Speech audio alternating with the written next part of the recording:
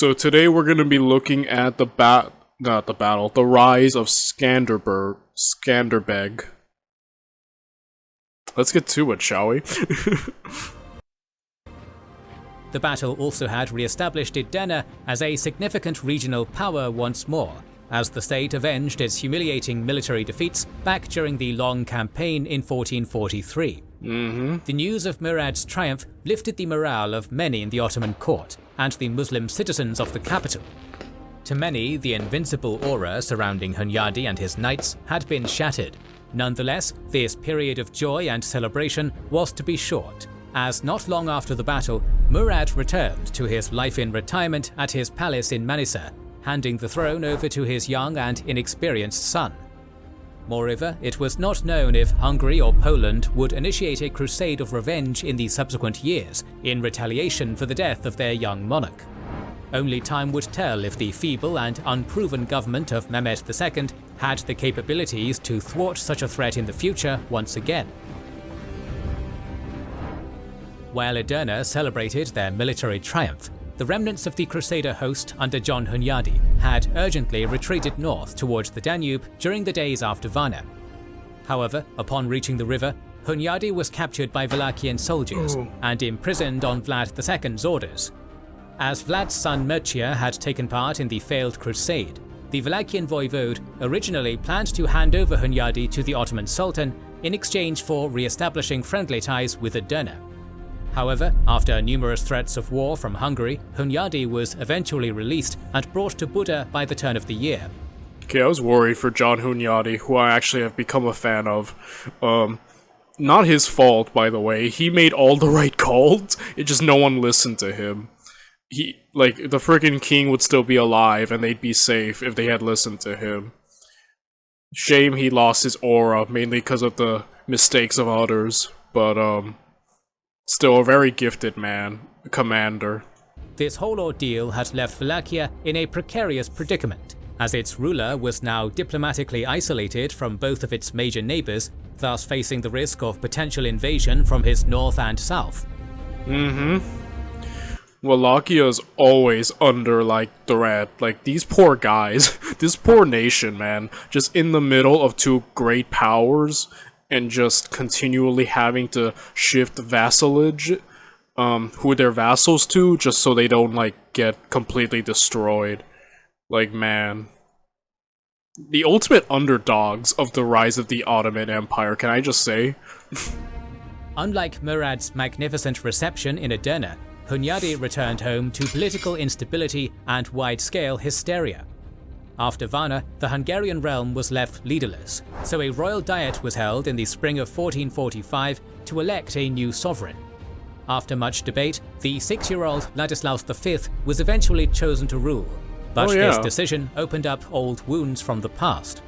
The young monarch's guardian, King Frederick III of Germany, refused to surrender the boy king to Buda without a fight, as he was his most prized political prisoner. He also expressed the royal diet's hypocrisy on the matter, as it was the same diet that had denied Ladislaus's right to become king of Hungary after the death of his father back in 1439. True. This decision resulted in a bloody war between Hungary and the German king that was to last until 1447. This sudden outbreak of war hindered Hunyadi's war effort against Edirne in the years immediately after Varna. However, the conflict did give the Hungarian magnate the opportunity to rise up the ranks in the capital once more, as he was declared the official regent of Ladislaus by the royal diet, thus informally becoming the ruler of Hungary in the coming years. Heck yeah. Good job on you, John Hunyadi. You have avenged yourself. Yeah, I would be like, let's just make him king. Heck yeah.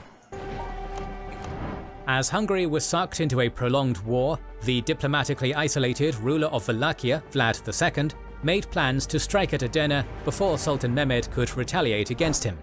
Vlad first allied himself with the Burgundian element of the Crusader fleet, which was still active in the Black Sea. Okay, the Burgundian fleet was busy pirating in the Black Sea and conducting a searching expedition for Wallachia III as legends of his survival were growing popular. Now he's gone. Okay, so Vlad has now, been screwed over, right? He's like, holy crap, I'm alone now. I'd rather as well just try to get frickin' the Ottomans before they get me. Man. The Wallachian ruler then besieged the significant Ottoman Danube fortress towns of Giurgiu, Tuturcan, Ruse and Silistra in 1445. The following military campaign proved to be a successful one, as the Turkish garrisons of the former three towns were taken by surprise by the Wallachian invasion, and were thus massacred to the last man. Oof. With Mehmed's government unable to respond decisively to the Wallachian invasion, a hasty peace was concluded between Edirne and Targovista. In return for continuing to pay a yearly tribute to the Ottoman capital, Vlad's territorial conquests were acknowledged by the Sultan. Alright, good on Vlad for securing peace. For now. That's kind of the key word for now. But again, Wallachia, man, these guys are just the underdog of this series. Actually, no way, they're the second underdog. The true underdog is Rome, who I keep forgetting about. They're just here, just like, please help. Although he had won a surprising victory against the Turks, Vlad's appetite for expansion did not stop at the Danube. The Wallachian voivode began meddling in the politics of his northern neighbour, the Principality of Moldavia, by supporting the Polish-aligned Roman II over the Hungarian-aligned Peter III during a local civil war. This interference in Hungarian interests caused many in Buda to turn on Vlad, as he was already seen as an unpredictable and unreliable figure in Balkan politics. Oh no. All of this culminated in 1447, when Hunyadi invaded Wallachia in a short campaign and installed Vlad's cousin, Vladislav II, on the throne as a Hungarian vassal. Vlad II Dracul, the man who had found himself Yeah, Vlad, I think, overdid it. He had his piece there, and he just should have just left it alone. But he was too ambitious. It came back to bite him. Sometimes he's kind of like gambling. You know, you kind of have to know when to quit when you're ahead. Or when you have things going for you, that's probably the best time to quit. And that's probably a cautionary tale.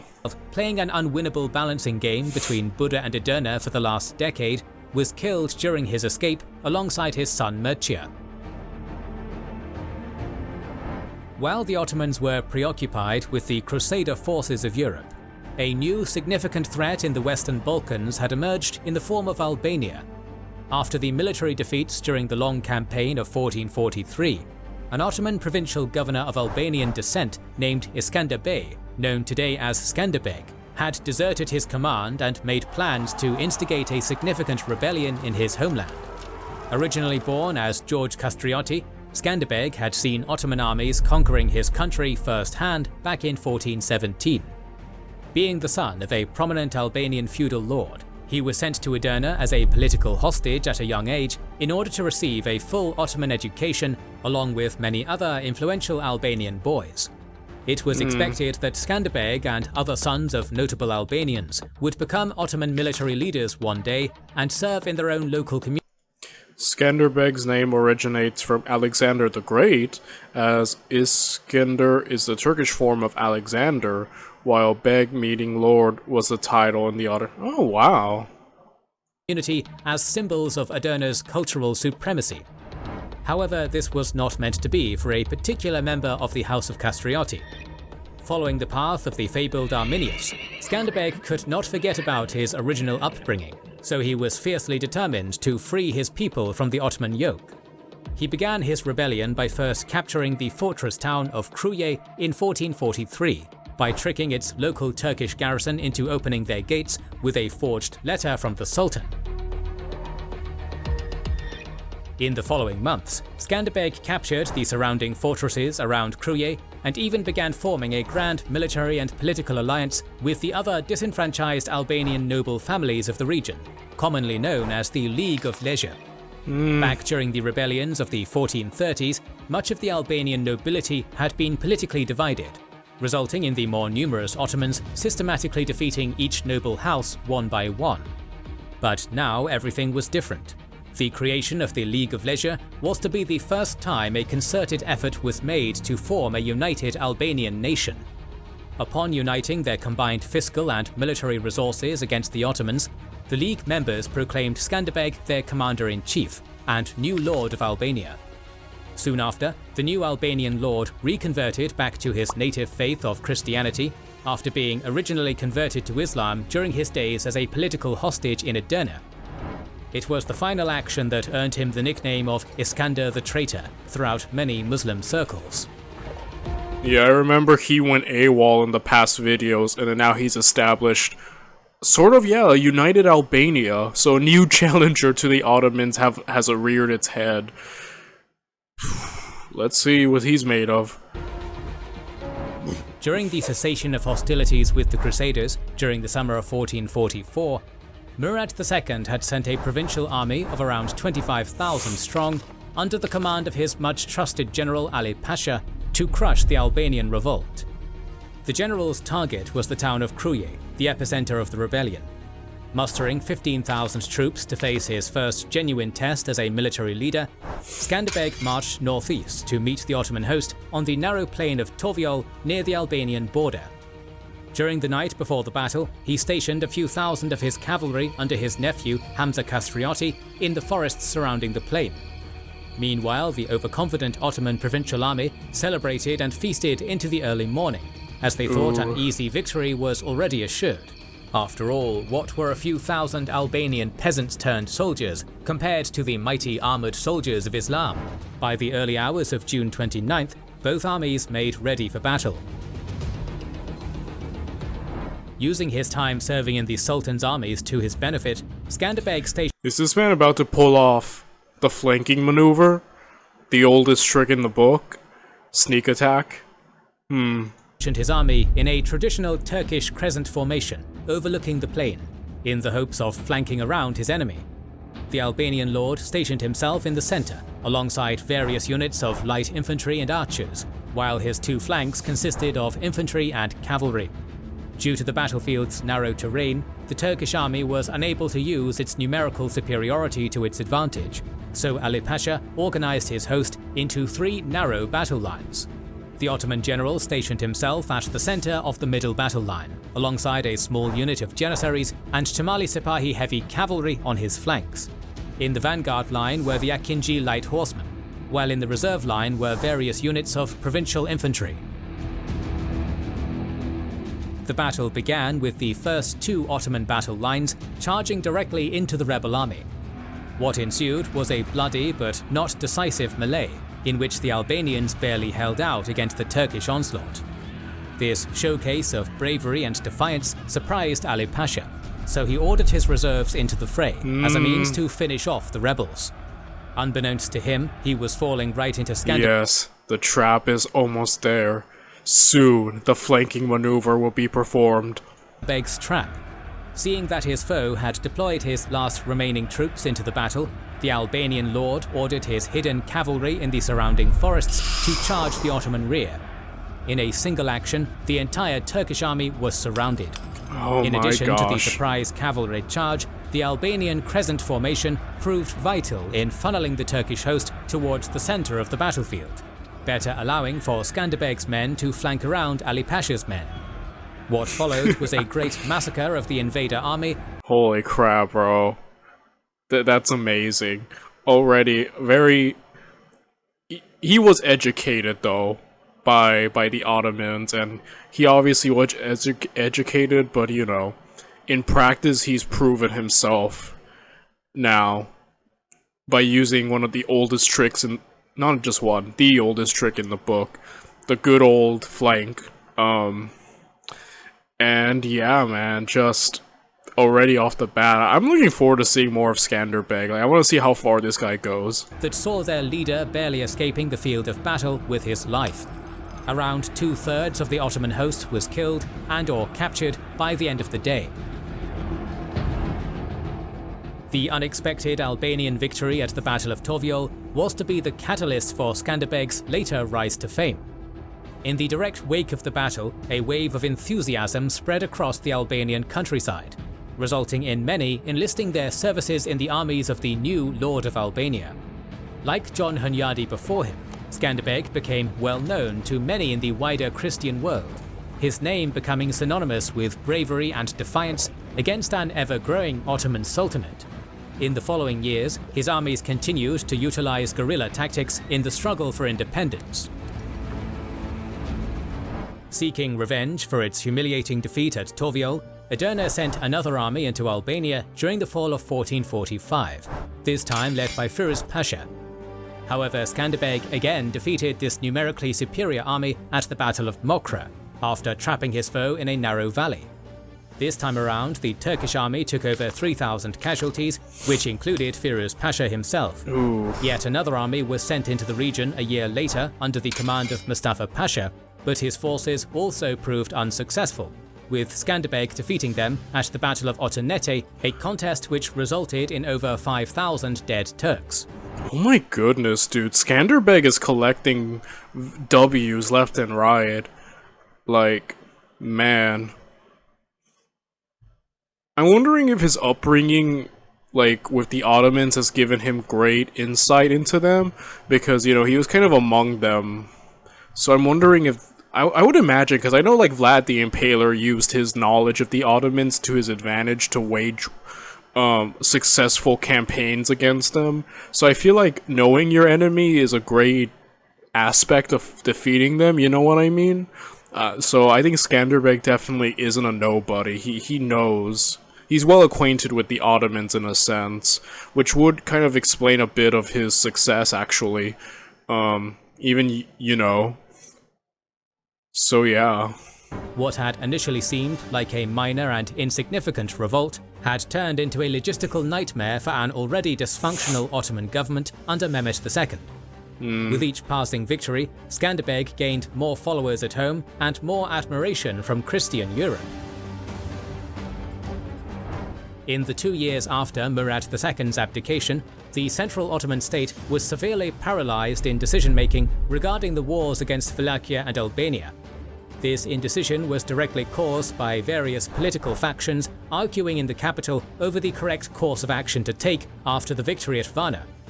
Mehmet II and his close advisors and fellow friends, Zanos Pasha and Shebetin Pasha, had advocated besieging Constantinople, as they thought the time was now to finally put an end to the Roman state, which had only just recently conspired with the Crusaders.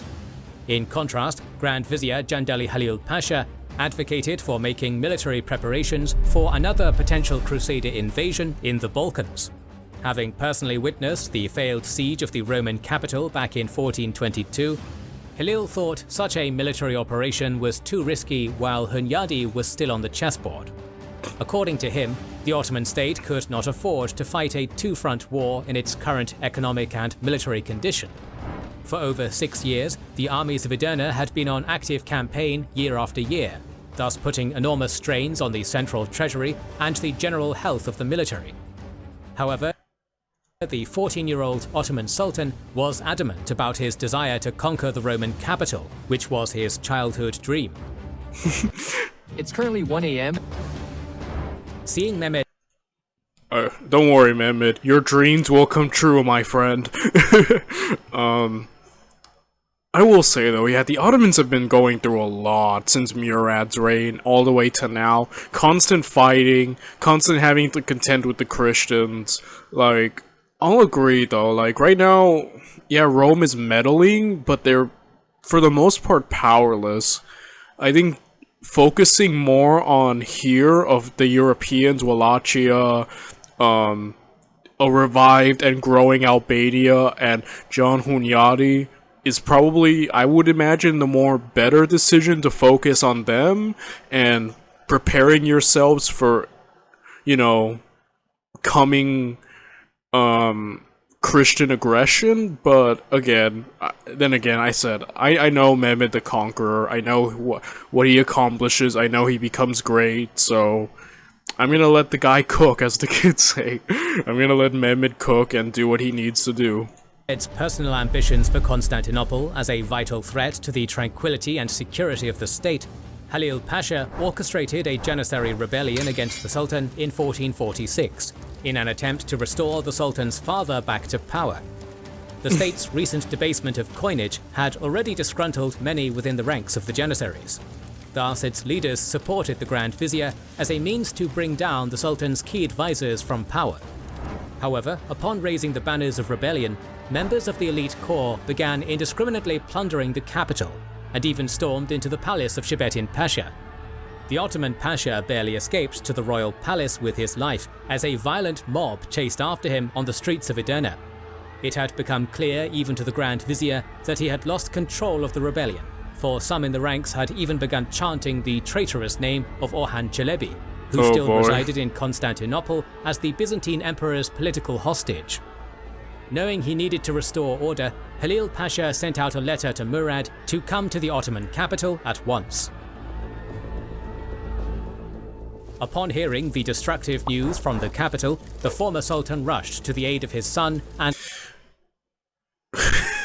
This dude really just out here, like, guys, I retired. You know what this is giving me? Diocletian. Remember when Diocletian retired and just became like a cabbage man?